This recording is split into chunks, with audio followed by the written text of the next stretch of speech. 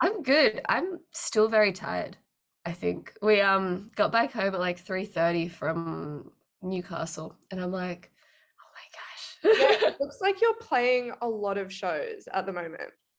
Yeah, which is really good. And it's like this is like the first time my band and I have been on tour together. So it's definitely like that first tour test run. So having all the mistakes happen, seeing how we are, like, just being able to test the waters and really like connect as a band. And I think I use this thing where it's like I'm working so much, but I know it's a little bit too much. Like not just with my Yeah. music, but like personal life as well. And I'm constantly like kind of floating. I'm like, oh, is it like where's the line? And I think I kind of hit it a couple of weeks ago when I took a week off social media and all of that, just because I kind of needed to like really reset a little bit. And everything that I'm doing for my music, like the way that I take care of my health, that affects my music, the way that I look after myself, the way that I put time into like my mental health and my self-care. And I am still balancing out about 6 jobs and I'm trying to really Six. reduce 6. Christ. Okay, yeah. So I'm trying to reduce that because I want to feel like I can and prioritize my health and my well-being and everything I do is for music and I love it so much. But I've been reading. The Midnight Library. Yeah, look What's at that me go. about? Do you find that, because I like even recently I've noticed with people mentioning, oh, I watched this movie and then I wrote this song. Like, do you find that often reading books or watching movies or watching TV shows that kind of inspires you in a different way than maybe your own life, like your real life? I think that it inspires me in more of like a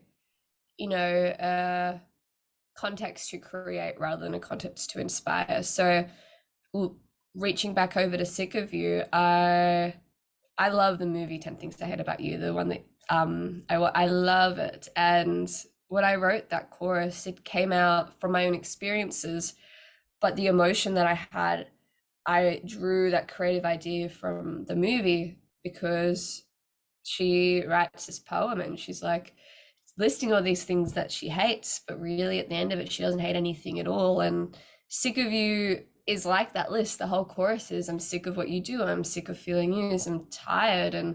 But at the end of it, it goes, I'm sick because I'm really not sick of you. I'm just hurt and frustrated and confused. And that whole chorus came out in an hour or two because of the way I was feeling. And that really came not directly inspired because I was still inspired by my own experiences, but more the creative form and how I can really articulate that came from a movie. And I've just started reading again. I used to be really good, so we'll see if I get any more book inspiration. But Yeah. I mean, that, yeah. So you just recently today released, yes, released yeah, Sick of You, latest single.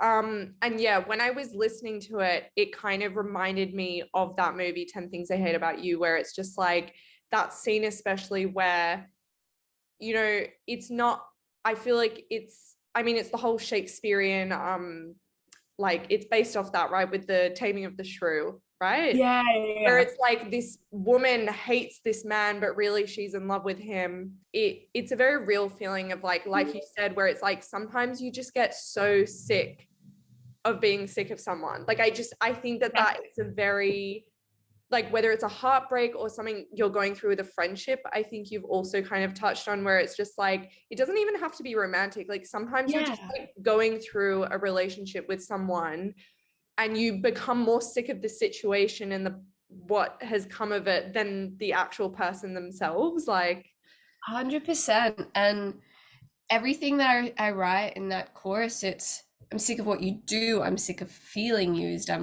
It's nothing to say that I'm sick of you because you're a bleep person. I was yeah. like,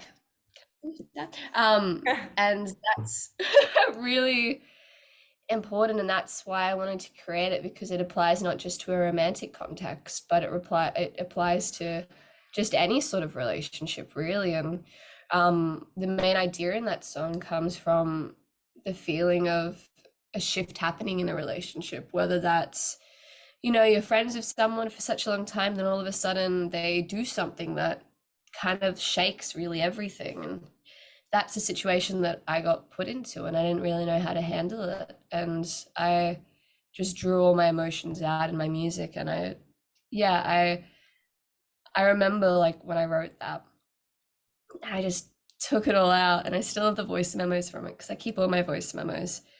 And it just felt so purely lethargic. Like I just got it. And I was like, oh, okay. I guess that's it. I guess that's what I wrote. And it's the fastest song that's ever come to like full completion. So the writing, the recording, the production, the mixing, the mastering, that all came within maybe 2 to 3 months max. Okay, wow. Yeah. So it was just one of those songs that I like knew exactly what I wanted. And I personally, I think that it's to this date the only song, and of all the releases that I've got coming up, the only song at the moment that has this pure sort of just like indie pop. It's just It is indie very pop, indie pop, yeah. and And it's I when I was reviewing it, I was kind of surprised because for me, I feel like it was kind of when I first listened to Can't Decide, where I got kind of, and I talk about this in the review, where like I feel like this is one of your more lighter songs. Like I'm used to hearing you be a bit darker, like Wanted More, Shared Eyes, Can't Hardly Lie. I feel yeah, like that's the sound that kind of I associate you with.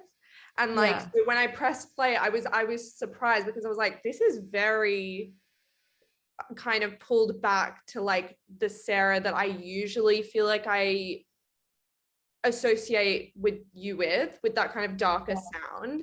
And I'm curious, do you feel like there's a part of you that doesn't just want to be an artist that does a lot of those darker songs? Do you kind of also want to do a bit more like of that lighter indie pop? It's a bit more digestible, I would say, like, you yeah. know. I think that what I explored, especially in Can't Decide, and I was about to say Can't Hardly Lie, Can't Decide and Sick of You, is that you can have really heavy meanings still, but still put them in such a digestible format. And Yeah. Sick of You, especially, um, the context and the situation that I wrote it of, the indie pop reflects that. And I was like, that was just a little Easter egg for me to be like, why I'm writing it, who I'm writing it about, everything about it, it needs to sort of shift like this. And it Mm. kind of, I dare say, and this is, my little 2023 grab, um, I dare say that this is the calm before the storm in terms of sounds. Like my next release, my EP, my next EP that has Okay, three yeah. songs on it that haven't been heard before, they are so much heavier, and it goes from this state of, my best friend actually described it really, really well.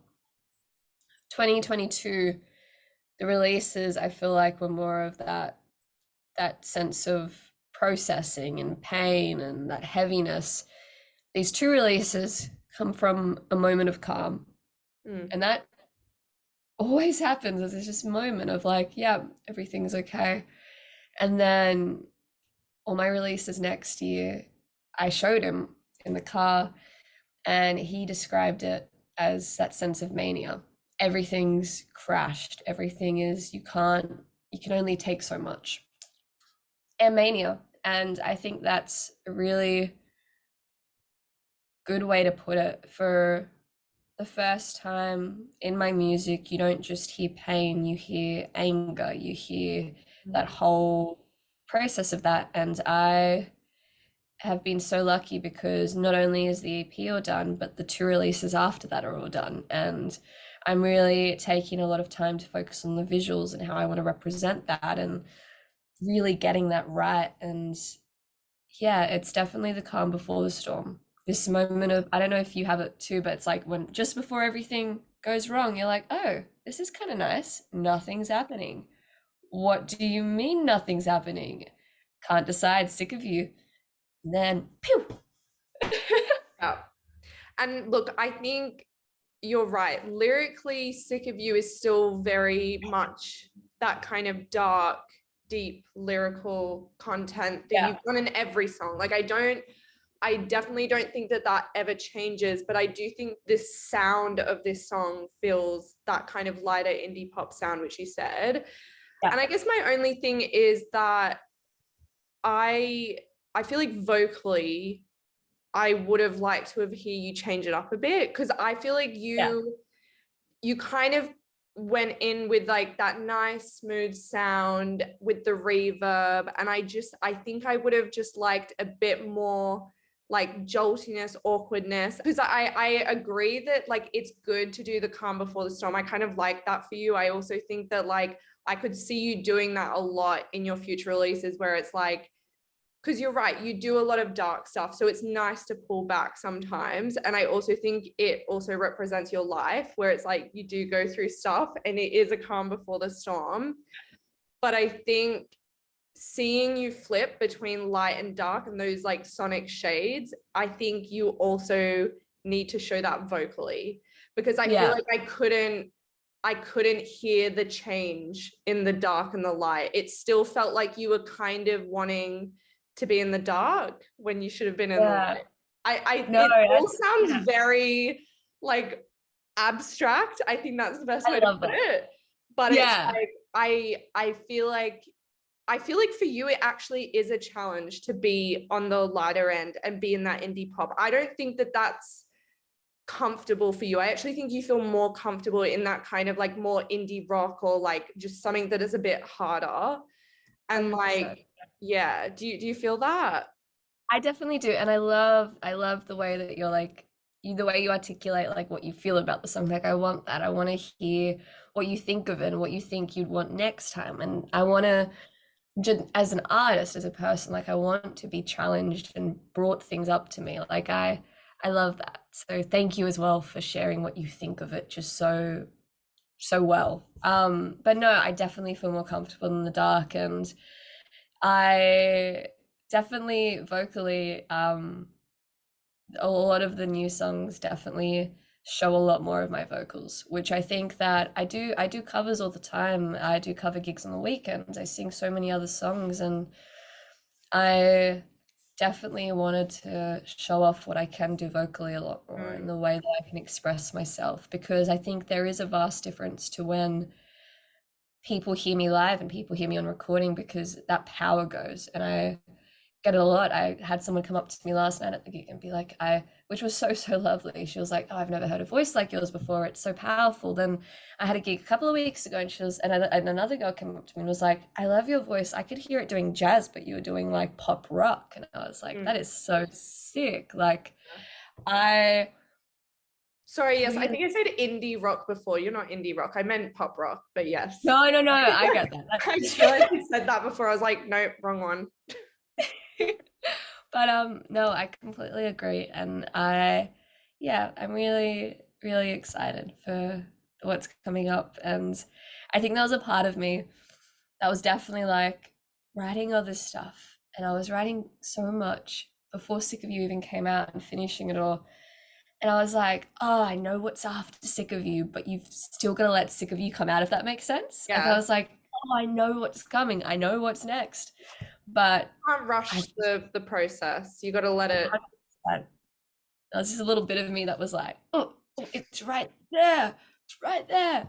But I think that in terms of next year, like I'm really happy with this year and finishing up the year. I've dropped Sick of You. I haven't put it on socials yet, but I'm in the process of aiming to release some merch in time for Oz Music T-shirt Day. Nice. So Good idea. I know. So Big I was like, t-shirt day. yeah, they have a T-shirt day. There you go. I'll have to get Um, some Sarah merch. Yeah. And you know what? You're in a very fast track for like just a lot of like success. And I think you're really showing that you're dedicated to this. And as I said before, like I do not doubt your songwriting for a second. Every time I listen to one of your songs, I'm like, she's nailed the songwriting again. Like that is probably the thing you should be the least worried about. Not that you should be worried about a lot, but it's like, I think it comes so naturally to you, and it's so, that kind of maturity in your songwriting is already there. Like I think you already know what you want to say, how you want to say it. It doesn't feel cringy. Like I never listen to one of your songs and go, oh, I would have changed that lyric. Like never. I would just say that for you, what I would really be focusing more is flipping between the lighter songs you do and the darker songs you do, and kind of making it a bit more seamless, and also individualizing those sounds a bit more, and being Yeah. okay with being uncomfortable in those lighter songs while still showing those dark lyrics in those Yeah. songs. So I'm really, yeah, really grateful. And thank you for making the time to come talk to me. And really, I'm just gonna get myself a little bit more woken up because I did get home at 3:30. And get ready to be back on the road in like 2 hours. So You're crazy. it's You're fine. absolutely crazy. Well, it was a pleasure interviewing you. And again, Thank congrats you. on the release. Thank you so much. I'll speak to you soon.